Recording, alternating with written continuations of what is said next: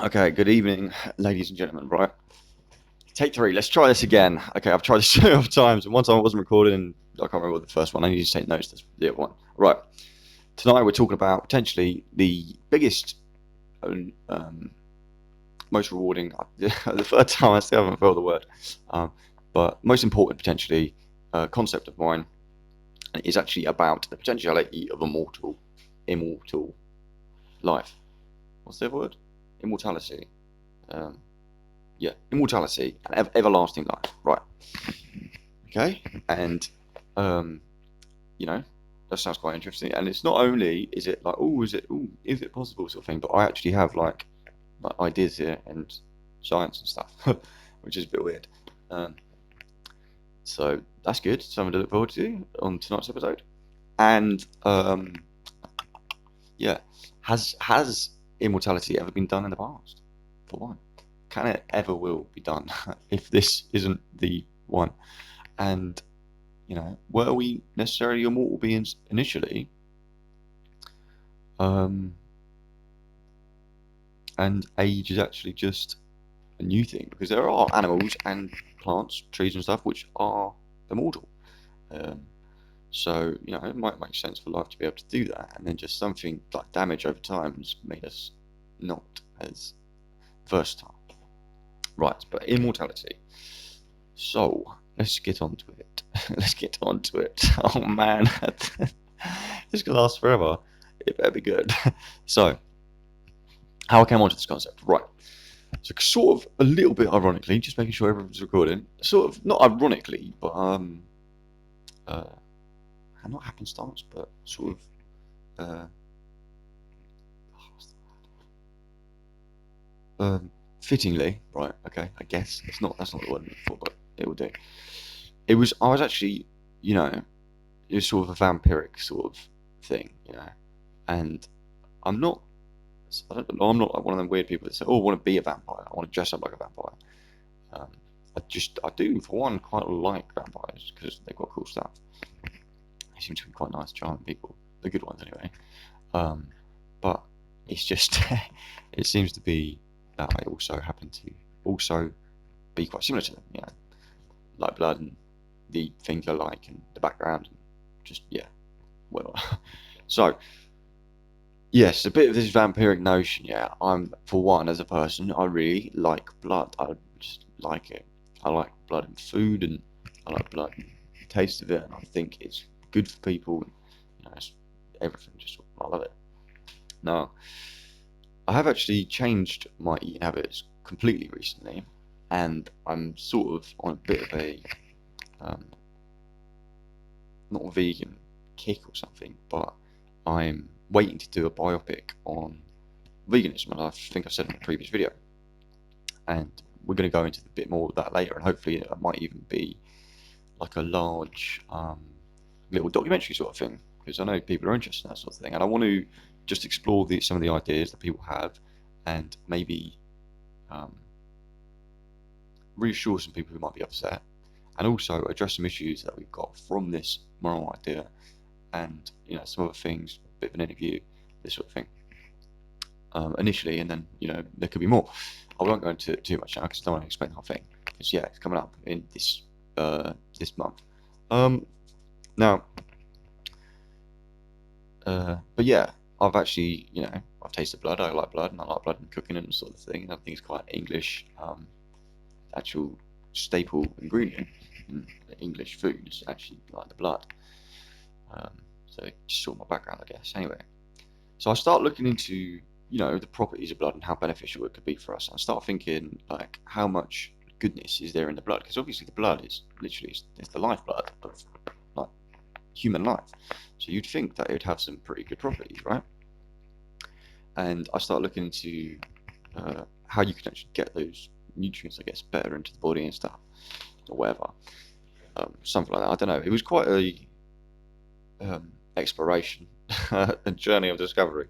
But no, there's lots of avenues and lots of different thought patterns. I don't really remember initially how it went down, but it comes to the conclusion of immortality potentially being possible. And I come across this study of mice, right? And I think I started looking into the idea of actually um, if blood could give us everlasting life or heightened humanistic properties and stuff. And I see there's a study in mice, because I'm researching these things particularly. And the studies are, there was this older mouse and a younger mouse. Basically what they did is they combined the central nervous systems of the two animals, and the younger mouse took to the older mouse, and what happened was the younger mouse's blood started pumping around the older mouse's body, and the older mouse actually starts getting younger again, and the younger mouse actually starts getting older again because the older mouse's blood's actually pumping into him. Okay, now if that wasn't to happen, I think the younger mouse would just be weak, but his blood would grow back, right? But let's carry on with the mouse. So these mice, the older mouse particularly, lives 33% longer off of one host younger mouse. I'm gonna be thinking, if you kept sowing little mice, to the older mouse,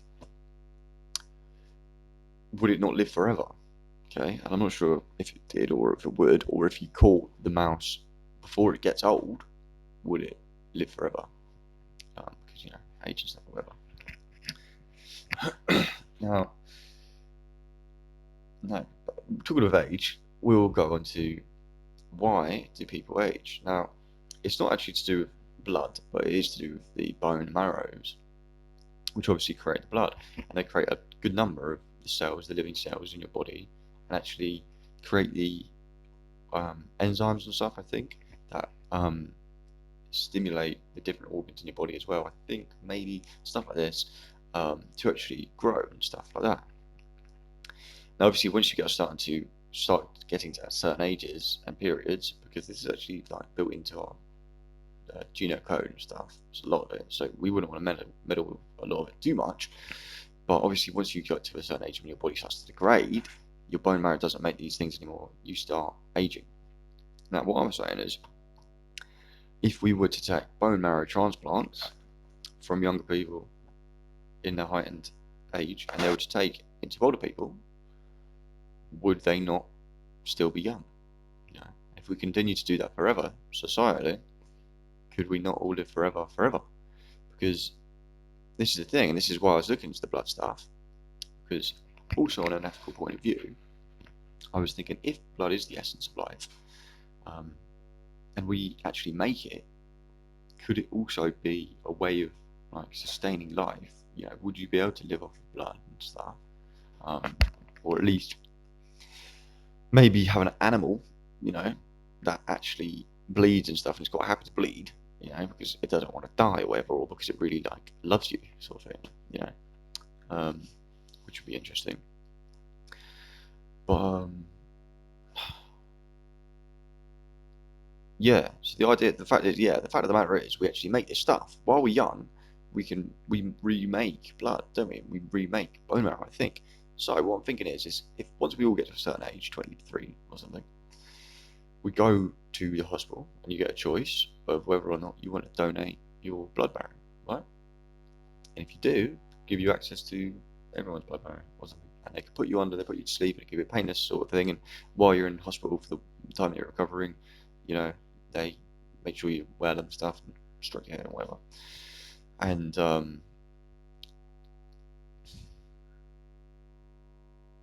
then hopefully your bones would make more fresh bone marrow, and you can keep doing that. And then also, once you get to a certain age, you can start getting new bone marrow put into your body. Potentially, everyone could stay at a heightened state of 23 forever, hypothetically. Obviously, you're saying, oh, well, this might have some population issues. Maybe you might be saying that, but I mean, that's probably, you know, not the worst thing to be thinking about, if, you know, the problems of everlasting life.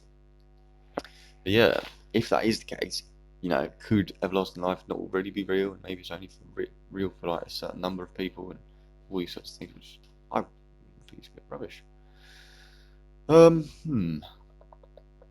Right.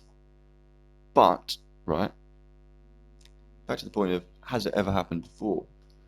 Now, if you look over old stuff, they really do say that people lived for like 300 years and things. And I know that could just be inaccuracies over the internet.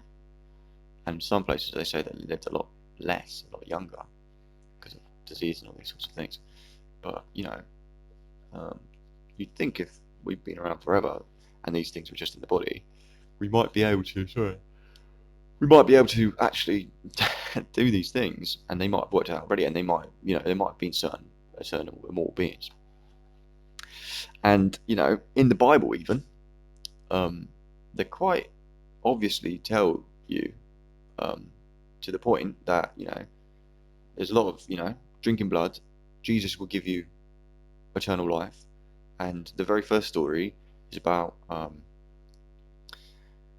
Adam's rib getting taken out of his body and making Eve, and then the fact that they were immortal, and then they were kicked out of the heavens, and became, human because of the fruit of all knowledge, which we're all of this we're going to go into different. These sort of ideas we're going to explore in different ways as well.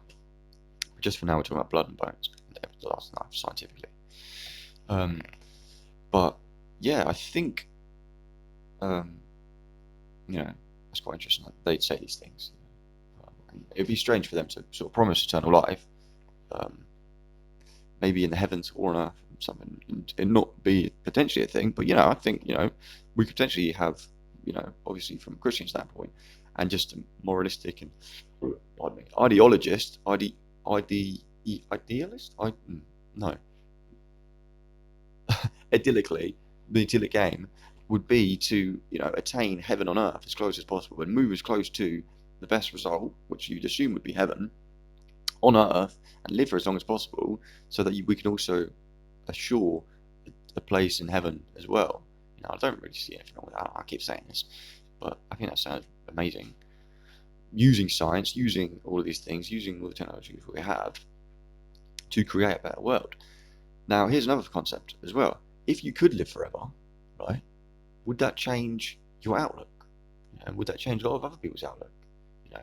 Because a lot of people only think, oh, I'm here for a certain amount of time. I'm going to take this as easy as possible, and just reap as much as I can. But if you could live forever, and you did think about the greater being of life, would that improve life for one?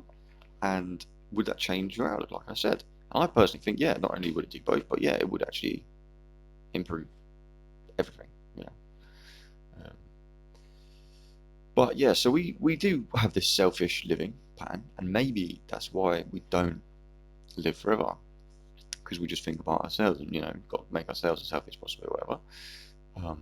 But by doing this, if we're all to share organ, right? And did I say the bit about bones outside of the body? I don't think we did. Missed the point, sorry. I've got notes here, and I still managed to miss the point. Now, if you were to take recently, well, I don't know if this is a recent discovery, is what I'm saying, is whether you can actually, well, no, right. I found out, right, when I was doing my discoveries, that apparently maybe recently, or I don't know how long this has been able to be doable for, you can actually grow organs outside of the body, and I think they could even synthesize some organs as well, maybe. But I know that they can take just a few cells of an organ and can grow a whole liver or something, which is incredible. And they've done other studies with mice where they've grown ears on the back of mice and all these sorts of things. But I don't know all of that, but that's interesting stuff, isn't it? So if we could actually take just take a bone out of us one rib, and actually put them all into a vat, and then the rib was to grow back, the marrow at least, potentially we wouldn't take the bone. Or maybe we can actually grow bone as well, which would be new, apparently, maybe. I think. It would be nice if we could have a massive vat, a massive bank of blood and stuff, and bone marrow and hormones and all this sorts of thing, where we could actually grow all this stuff outside of the body. We wouldn't have to take it out of the body every 7 years or whatever, but we could just access that and live forever. So yeah, let's live outside the body. But yeah, if we were to do that, I think it would bring us all together, more together as one being, one creature.